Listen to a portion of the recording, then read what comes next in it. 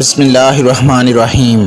السلام علیکم۔ جناب امیر علیہ السلام کی خدمت میں ایک شخص آ کے کہنے لگا، یا علی، بہترین عورت کون سی ہے؟ بس یہ کہنا تھا تو جناب امیر علیہ السلام نے فرمایا، اے بندہ خدا، بہترین عورت وہ ہے جس میں یہ 3 عادتیں موجود ہوں۔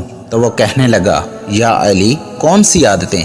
بات جب یہاں تک پہنچی تو جناب امیر علیہ السلام نے فرمایا، پہلی عادت کہ وہ اپنے مرد کے عیب زمانے کے نزدیک آشنا نہ کرے، کیونکہ اللہ پاک نے عورت کو گھر کی باتوں کو چھپانے کے لیے پیدا کیا ہے، گھر کے سکون کے لیے خلق کیا ہے۔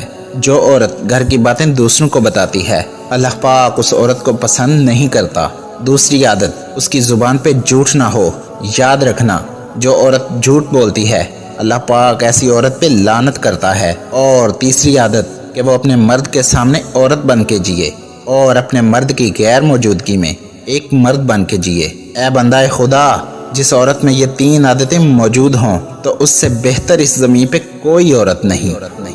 ویڈیو پسند آئی ہو تو پیاری باتیں چینل کو سبسکرائب کر دیجئے۔